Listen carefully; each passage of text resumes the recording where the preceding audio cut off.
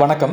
இந்த வீடியோவில் நம்ம சிஎன்சியில் மிஸ்செலேனியஸ் ஃபங்க்ஷன் அப்படின்னு சொல்லக்கூடிய இந்த எம் கோடை பற்றி நம்ம பார்க்க போகிறோம். இந்த மிஸ்செலேனியஸ் ஃபங்க்ஷன் அப்படிங்கிறது எம் கோடு வந்து எம் அப்படிங்கிற லெட்டரை யூஸ் பண்ணி ப்ரோக்ராமில் வந்து மென்ஷன் பண்ணுவாங்க.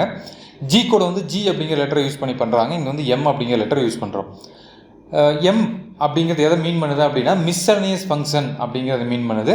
அதே மாதிரி இதை வந்து சம்டைம்ஸ் என்ன சொல்கிறாங்க அப்படின்னா மிஷின் ஃபங்க்ஷன் அப்படின்னு சொல்கிறாங்க. ஸோ இதுக்கும் எம் தான் வருது. ஸோ இது மிஸ்செலேனியஸ் ஃபங்க்ஷன் அப்படின்னு சொல்லுவாங்க. அப்படி இல்லை அப்படின்னா மிஷின் ஃபங்க்ஷன் அப்படின்னு சொல்லுவாங்க. இது எங்கே யூஸ் பண்ண முடியும் அப்படின்னு பார்த்தீங்கன்னா மிஷினை கண்ட்ரோல் பண்ணுறதுக்கு யூஸ் பண்ணக்கூடிய function machine function or miscellaneous function அப்படின்னு சொல்கிறாங்க. அதாவது இப்போ நம்ம இதுக்கு முன்னாடி ஜி கோடு பார்த்தோம். ஸோ ஜி கோடு பார்த்தீங்க அப்படின்னா டூல் மூவ்மெண்ட்டை கண்ட்ரோல் பண்ணுறது அப்படின்னு பார்த்தோம். அதாவது டூல் வந்து ஒரு பிளேஸ்லேருந்து இன்னொரு பிளேஸுக்கு நகரும் பொழுது எவ்வளோ வேகத்தில் நகரணும், எந்த இடத்துக்கு நகரணும், கட்டு எடுக்கணுமா கட்டு எடுக்கக்கூடாதா, இது மாதிரியான தகவல்கள் எல்லாம் நம்ம வந்துட்டு ஜி கோடை பயன்படுத்தி அதில் கொடுத்துக்கிட்டு இருந்தோம். இங்கே வந்து மிஷினை கண்ட்ரோல் பண்ணுறோம். ஸோ மிஷின் அப்படிங்கிறது என்ன, மிஷினா என்டையர் மிஷினை கண்ட்ரோல் பண்ணுமா அப்படின்னா அப்படி இல்லை. மிஷினோட ஒரு சில பாகங்களை வந்து கண்ட்ரோல் பண்ணும். உங்களுக்கு உதாரணத்துக்கு ஒரு சில பாகங்கள் கொடுத்துருக்கேன். ஸ்பிண்டில். இப்போ ஸ்பிண்டில் வந்து எந்த டைரக்ஷனில் சுற்றணும், கிளாக் வைஸா ஆன்டி கிளாக் வைஸா அப்படின்னு சொல்கிறதெல்லாம் வந்துட்டு இந்த எம் கோடோட வேலை. அதே மாதிரி கியர் ரேஞ்ச் சேஞ்ச், லோவிலேருந்து மீடியம்க்கோ இல்லை மீடியம்லேருந்து ஹைக்கோ இல்லை ஹைலேருந்து லோவுக்கோ இந்த ரேஞ்சை வந்து சேஞ்ச் பண்ணக்கூடியதும் எம் கோடு தான் யூஸ் பண்ண போகிறோம். அதே மாதிரி ஆட்டோமேட்டிக் டூல் சேஞ்ச், இந்த ஏடிசி அப்படின்னு சொல்லக்கூடியது இது வந்துட்டு எம் கோடு மூலமாக தான் கண்ட்ரோல் பண்ண போகிறோம். அடுத்தது ஏபிசி ஆட்டோமேட்டிக் பேலட் சேஞ்ச். அதே மாதிரி கூலண்ட் ஆன் பண்ணுறது ஆஃப் பண்ணுறது இது மாதிரியான ஒரு சில மிஷின் கண்ட்ரோல் பண்ணக்கூடிய மிஷின் பாகங்களை இல்லைனா மிஷினோட பார்ட்டை வந்து கண்ட்ரோல் பண்ணக்கூடியது தான் இந்த எம் கோட் அப்படின்னு சொல்லக்கூடிய மிஸ்செலேனியஸ் ஃபங்க்ஷன். ஓகே, இதில் என்னென்ன கோடாக இருக்குது அப்படிங்கிறது பார்க்கலாம். இதில் நிறைய கோடு இருக்குங்க. பட் இங்கே நம்ம வந்து ஒரு பேசிக்காக ப்ரோக்ராம் எழுதுறதுக்கு என்னென்ன கோடு தேவையோ அதை மட்டும் லிஸ்ட் அவுட் பண்ணியிருக்கேன். இன்னும் இருக்கக்கூடிய கோடெல்லாம் வந்துட்டு ஃப்யூச்சரில் லேர்ன் பண்ணிக்கலாம். ஸோ ஃபஸ்ட் ஒன்று பார்த்தீங்க அப்படின்னா டெம்பரரி ப்ரோக்ராம் ஸ்டாப்ஸ். ஸோ நான் வந்து M000 M00 M01 M02 M03 4 5 6 9 10 17 18 19 and then 20 30 98 99. So இது மாதிரி கோடு மட்டும் தான் கொடுத்துருக்கேன். இன்னும் நிறையா கோடு இருக்குது, இதெல்லாம் ஃபியூச்சரில் பார்க்கலாம். ஃபஸ்ட்டு வந்து M00 அப்படின்னு சொல்லக்கூடிய ஸ்டாப் ப்ரோக்ராம். இப்போ நீங்கள் வந்து M00 கொடுத்தீங்க அப்படின்னா நம்ம ரன் ஆகிட்டு இருக்கிற ப்ரோக்ராம் வந்து அந்த இடத்தோட ஸ்டாப் ஆகிடும். ஸோ எந்த இடத்துல வந்து ப்ரோக்ராமில் M00 கொடுத்துருக்கிறோமோ அந்த இடத்துல வந்து அந்த என்டையர் ப்ரோக்ராம் ஸ்டாப் ஆகிடும். அதுக்கப்புறம் வந்து எதுவும் ரன் ஆகாது. அடுத்தது பார்த்தீங்கன்னா M01 இது வந்து ஆப்ஷனல் ஸ்டாப். அதாவது இது வந்து ஃபுல்லாக ஸ்டாப் ஆகாது. இதுக்கு முன்னாடி கொடுத்த ப்ரோக்ராம், அதாவது முன்னாடி நம்ம M00 அப்படிங்கிற கோடு கொடுக்கும்போது என்ன ஆயிரும் அப்படின்னா மிஷினே ஃபுல்லாக ஸ்டாப் ஆகிடும். பட் இங்கே என்ன ஆகும் அப்படின்னா மிஷின் ஃபுல்லாக ஸ்டாப் ஆகாது, ஆப்ஷனாக ஸ்டாப் ஆகும்.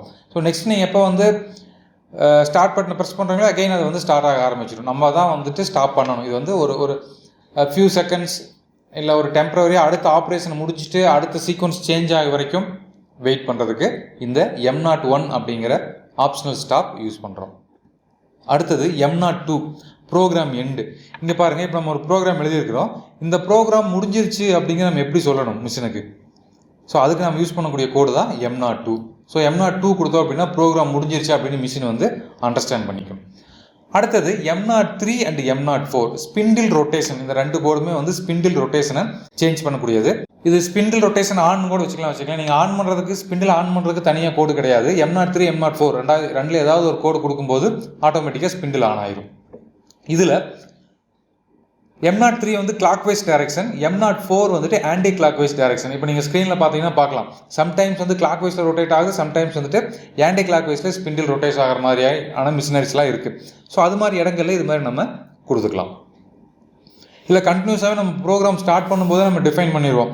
இது வந்து இந்த என்டையர் ஆப்ரேஷன் வந்து மிஷின் எந்த ஸ்பிண்டில் வந்து எந்த டைரக்ஷனில் ரொட்டேட் ஆக போகுது, கிளாக் வைஸ்லையா ஆன்டி கிளாக் வைஸ்லையா அப்படின்னு நம்ம டிஃபைன் பண்ணிடுவோம். ஸோ அதுக்கு இந்த ரெண்டு கோடும் யூஸ் ஆகுது. மூணாவது கோடு பார்த்தீங்க அப்படின்னா M05னா சுற்றிட்டு இருக்கிற ஸ்பிண்டில் ஸ்டாப் பண்ணணும். அப்போ தான் நம்ம வந்து அதில் இருக்கிற ஒர்க் பீஸ் வந்து ரிமூவ் பண்ண முடியும், அடுத்த ஒர்க் பீஸ் ஃபிக்ஸ் பண்ண முடியும். ஸோ இதுக்காக வந்து நம்ம M05 யூஸ் பண்ணோம் அப்படின்னா ஸ்பிண்டில் வந்து ஸ்டாப் ஆகிடும். ஸோ இந்த ஸ்பிண்டில் ஸ்டாப் ஆகிறது அப்படிங்கிறது ப்ரோக்ராமோட எண்டில் தான் நம்ம யூஸ் பண்ணுவோம். ஸோ ப்ரோக்ராம் முடியும் போது இந்த கோடு வந்து பயன்படுத்துவோம்.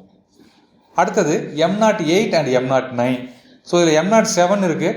ஸோ M07லாம் பார்த்தீங்க அப்படின்னா இந்த கூலண்ட் பம்பே வந்து ஒரு சில மிஷினில் வந்து ரெண்டு type of coolant pump use பண்ணுவாங்க. அதாவது low pressure coolant pump, high pressure coolant pump அப்படின்னு. ஸோ இப்போ அது மாதிரி இடங்களில் low pressure high pressure M07 M08 அப்படிங்கிற கோடு யூஸ் பண்ணி நம்ம வந்து கூலண்ட் பம்பை ஆன் பண்ண முடியும். ஸோ இந்த கூலண்ட் எதுக்கு யூஸ் பண்ணுறோம் அப்படிங்கிறது உங்களுக்கு ஆல்ரெடி தெரிஞ்சிருக்கும். அங்கே வந்து நம்ம செய்யக்கூடிய ஆப்ரேஷன், மெட்டல் எவ்வளோ ரிமூவ் ஆகுது, எவ்வளோ டெப்த்துக்கு ஆப்ரேஷன் நடக்குது, இதெல்லாம் ஃபேஸ் பண்ணி நம்ம வந்து ஹை ப்ரெஷர் கூலண்ட் யூஸ் பண்ண போகிறோமா, லோ ப்ரெஷர் கூலண்ட் யூஸ் பண்ண போகிறோமா அப்படிங்கிறதெல்லாம் டிஃபைன் பண்ணிக்கலாம். அதே மாதிரி M09 அப்படிங்கிற கோடு யூஸ் பண்ணோம் அப்படின்னா கூலண்ட் வந்து ஆஃப் ஆயிடும். இதுலேயும் பாருங்கள், M08 அப்படிங்கிறது ஆப்ரேஷன் ஸ்டார்ட் பண்ணுறதுக்கு முன்னாடி யூஸ் பண்ணுவோம். M09 அப்படிங்கிறது ஒரு ஆப்ரேஷன் முடிஞ்சதுக்கு அப்புறம் தான் யூஸ் பண்ணுவோம். ஓகேங்களா? ஸோ இதையும் நம்ம தெரிஞ்சுக்கலாம். எந்த கோடு வந்து ஆப்ரேஷனுக்கு முன்னாடி, அதாவது ப்ரோக்ராமோட முன்னாடி வரும், எந்த கோடு வந்து ப்ரோக்ராமோட கடைசியில் வரும் அப்படிங்கிறது இதை வச்சு நம்ம ஓரளவுக்கு தெரிஞ்சிக்க முடியும். இங்கே பிக்சரில் பார்த்தீங்க அப்படின்னா லெஃப்ட் சைடில் இருக்கிறது இது வந்து சிஎன்சி மிஷினில் யூஸ் பண்ணக்கூடிய கூலண்ட் பம்ப். ஓகேங்களா? ஸோ இது மாதிரி இதில் பார்த்தீங்கன்னா அந்த கூலண்ட் பம்ப்லேயே ஃபில்டர் இருக்குது, வித் ஃபில்டர் அட்டாச் பண்ணியிருக்காங்க. அப்போ என்ன ஆகும்னா அந்த பர்ரெல்லாம் வந்து இங்கேயே ஃபில்டர் பண்ணிடும். ஓகேங்களா? ஸோ அது மாதிரியான கூலண்ட் பம்ப் இது.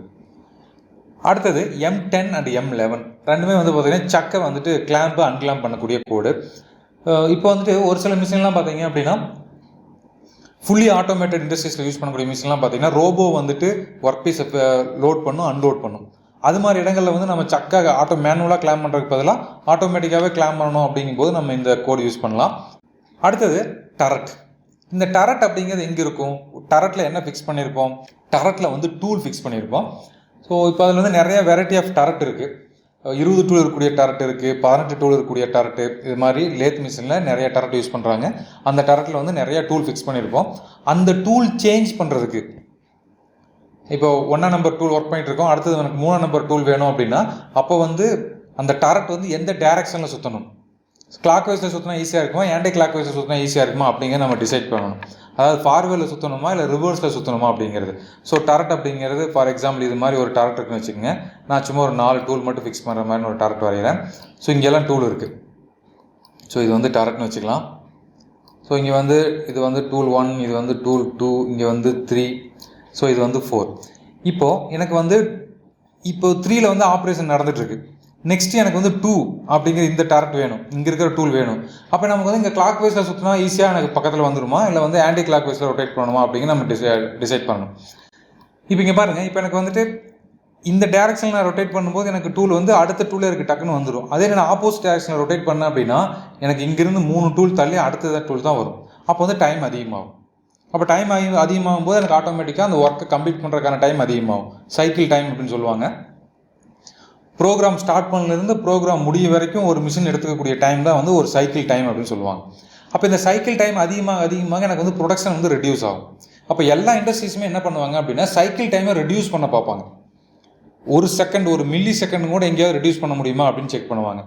அப்போ என்ன ஆகும் அப்படின்னா நம்மளுக்கு ஒரு பீஸ்க்கு வந்து 1 மில்லி செகண்ட் என்ன பெரிய விஷயமா அப்படின்னு நம்ம நினைக்கலாம். இப்போ நம்ம இந்த சிஎன்சி மிஷினை எங்கே யூஸ் பண்ண போகிறோம்? மாஸ் ப்ரொடக்ஷனுக்கு இடத்துல தான் சிஎன்சி மிஷின் யூஸ் பண்ண போகிறோம். ஒரு 10,000 பீஸ் பண்ணுற இடத்துல 1 மில்லி செகண்ட் அப்படிங்கிறது உண்மையாலுமே வந்துட்டு அது ரொம்ப ஒரு பெரிய வேல்யூவான டைம் தான். அப்போ 10,000 மில்லி செகண்ட் சேர்க்கும் போது எவ்வளோ டைம் ஆகும்னு பாருங்கள். ஒரு 1 ஹவர் வருதுன்னு வச்சுக்கலாம். அந்த 1 ஹவருக்கு சிஎன்சி மிஷினுக்கான கரண்ட், அதுக்கு யூஸ் பண்ணக்கூடிய கூலண்ட், அந்த சிஎன்சி மிஷின் ஏற்படக்கூடிய தேய்மானம், அதுக்கு கொடுக்கக்கூடிய ஆப்ரேட்டர் காஸ்ட், அதுக்கான மெயின்டெனன்ஸ் காஸ்ட், இது மாதிரி நிறையா எக்ஸ்பென்ஸ் வந்து அதிகமாகிட்டே போகும். அப்போது சிஎன்சி மிஷினில் என்ன பண்ணணும் அப்படின்னா மேக்ஸிமம் டைம் வந்து எவ்வளோ ரெடியூஸ் பண்ண முடியும் அப்படிங்கிறத செக் பண்ணுவாங்க. அப்போ இந்த இதில் டரட் ரொட்டேஷன் அப்படிங்கிறது ஒரு மேஜர் பார்ட்டாக இருக்கும். ஸோ அப்போ வந்து நம்ம அந்த டரட்டை வந்து நம்ம ரிவர்ஸில் சுற்றணுமா ஃபார்வர்டில் சுற்றணுமா அப்படிங்கிறது வந்து ஃபஸ்ட் நம்ம டிசைட் பண்ணணும். அது வந்து ப்ரோக்ராமோட வேலை. ஸோ ப்ரோக்ராமில் வந்து டூல் எங்கே ஃபிக்ஸ் பண்ணியிருக்காங்க அப்படின்னு பார்த்துட்டு அதுக்கு அடுத்த டூல் இது இருக்குது அப்படிங்கிறத டிசைட் பண்ணி தான் ப்ரோக்ராம் கிரியேட் பண்ணுவாங்க. ஸோ இதுக்கு வந்து இந்த M17 அண்ட் M18 அப்படிங்கிற கோடு வந்து யூஸ் ஆகுது. அடுத்தது spindle orientation and spindle orientation release. இப்போ இந்த ஒர்க் பீஸ் வந்து M19 அப்படிங்கிற கோடு கொடுத்தோம் அப்படின்னா ஒர்க் பீஸ் ஃபிக்ஸ் பண்ணக்கூடிய அந்த ஸ்பிண்டில் வந்துட்டு 0 டிகிரியில் வந்து நிற்கும். அதே மாதிரி டூல் வந்து கரெக்டாக ஒர்க் பீஸோட சென்டரில் இருக்குதா அப்படிங்கிறத செக் பண்ணுறதுக்கும் இந்த ஸ்பிண்டில் ஓரியன்ட் அப்படிங்கிற இந்த M19 கோடு யூஸ் பண்ணுறோம். ஸோ M20 கொடுத்தோம் அப்படின்னா அந்த ஓரியன்டேஷன் வந்து கேன்சல் ஆகிடும். ஸோ ரிலீஸ் ஆகிட்டு மறுபடியும் பழைய பொசிஷனுக்கு சேஞ்ச் ஆகிடும். ஏன்னா நம்ம ஸ்பிண்டில் வந்து எது 0 பாயிண்ட் அப்படின்னு நமக்கு தெரியணும் இல்லையா? ஸோ அந்த பர்பஸுக்கு தான் இந்த 2 கோடும் யூஸ் பண்ணுறாங்க. இது வந்து ப்ரோக்ராம் யூஸ் பண்ணுறத விட நம்ம ப்ரோக்ராம் செட்டிங்ஸ் போடும்போது அதிக அளவில் யூஸ் பண்ணுவாங்க. அடுத்தது M30 program end and rewinding. இதுக்கு முன்னாடியே ஒரு கோடு பார்த்தோம் M02 அப்படின்னா அது ப்ரோக்ராம் எண்டுன்னு பார்த்தோம். ஸோ ஒரு ப்ரோக்ராம் முடியுது அப்படிங்கிற மிஷின் சொல்கிறதுக்கு M02 அப்படிங்கிற கோடு யூஸ் பண்ணுறோம். பட் இங்கே M30 அப்படிங்கிற கோடு எதுக்கு யூஸ் பண்ணுறோம் அப்படின்னா program end and rewinding. So என்னென்ன ரீவைண்டிங் அப்படின்னா, இப்போ நீங்கள் ப்ரோக்ராம் எண்டு மட்டும் கொடுத்தீங்க அப்படின்னா கர்சரை வந்து இந்த கடைசியில் வந்து நின்றும். இந்த கர்சர் அப்படிங்கிறது என்ன அப்படின்னா, நம்ம கொடுத்துருக்கிற ப்ரோக்ராமை சிஎன்சி மிஷின் வந்துட்டு ஒவ்வொரு லைனாக ரீட் பண்ணிக்கிட்டே வரும். G28, T01, 09, 09, G97, S1000, M03 இதை ரீட் பண்ண சிஎன்சி மிஷினை அண்டர்ஸ்டாண்ட் பண்ணிகிட்டே வந்துட்டு இருக்கும்.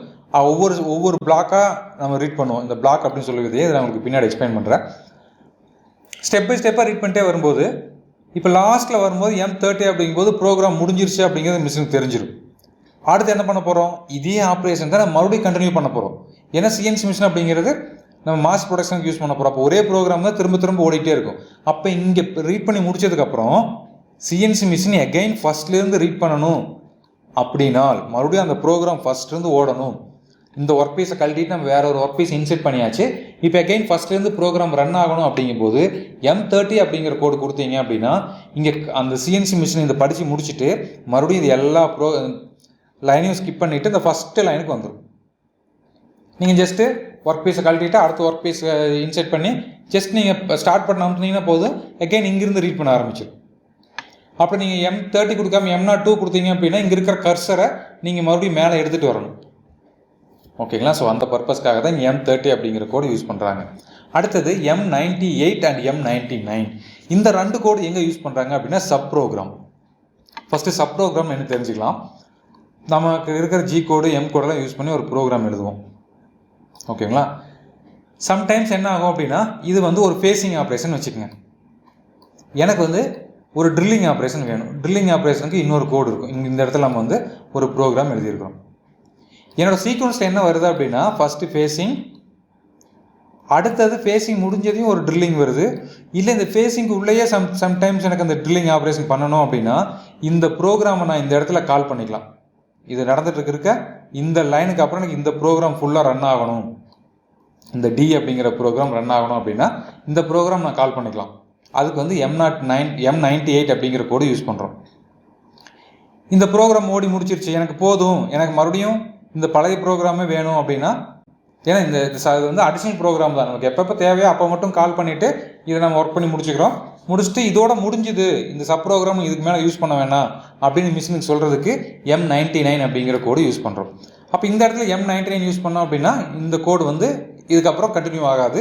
இந்த ஃபஸ்ட்டு ப்ரைமரி ப்ரோக்ராமில் என்ன கோடு இருக்கோ அந்த கோடு அப்படியே கண்டினியூ ஆகிட்டு வரும்.